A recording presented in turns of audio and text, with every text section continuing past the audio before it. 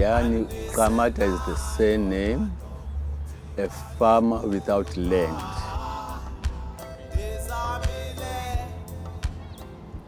Immediately when government announced that there's going to be a lockdown, all of a sudden there were newspaper articles and radio articles, and on a WhatsApp group with the PHA Food and Farming Campaign saw that there's something called Community Action Networks.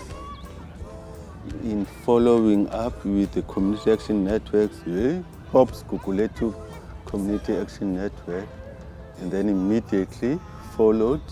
By the end of the day, I don't know how many people were just coming on that group. And then I went to the lady that's coordinating the can in Gugulethu and said, Pam, there are people doing farming and I'm one of those. And she said, yo, farmers. She never knew something like that existed in Gugulethu. She was excited and said, please fly with it. So I didn't waste time. So immediately actually explained to her that there's a long history. There are farmers that have been active for some time. Our approach was to say, when I realized the can thing, I thought, oh, here's an opportunity as well, and I thought this is what a vehicle to use the can approach, So really we went out and then within a week we said there was this Gugulethu farmers can, and then all of a sudden there was Cape Town Together Food Growers Forum or group, and then all of a sudden it was just community gardening everywhere. So in a nutshell, what I'm saying is we've used the period of the lockdown to campaign or to mobilize farmers. So we said, let's have farm blitz here. So we will concentrate on reviving at least 5 existing gardens and start 5 new ones, and possibly 3 or 4 market gardens. And we are almost in garden number 10 now. Yeah, there's a word called success. To me, that's success.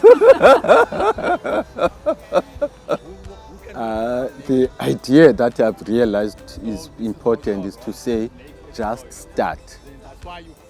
And I've been using that approach to say, let's excite people just to start a garden. And it's so wonderful to have seen how many young people have been part of just starting a backyard garden. It's really exciting in that all along it's been our aunts and grannies who have been running these community gardens. All of a sudden there's not numbers of these young ones who are excited about farming. And it's amazing because some of them are artists, some of them artists in the sense of performing arts, others are musicians, others are dancers, so it's others are event management consultants. They've got solutions and quick solutions to things.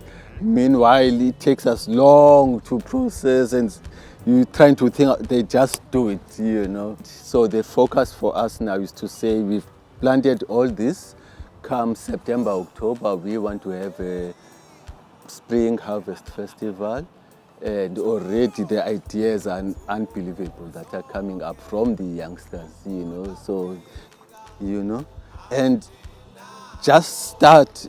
You don't know what's going to come out. I never knew I'll be here today with just starting at the school, not knowing anything except what I remember with my grandfather in the villages, So, but today what I know and what I can achieve without a cent from my pocket, because again, it takes lots of inputs and resources, but things have happened to date, And that's what I like seeing amongst these guys.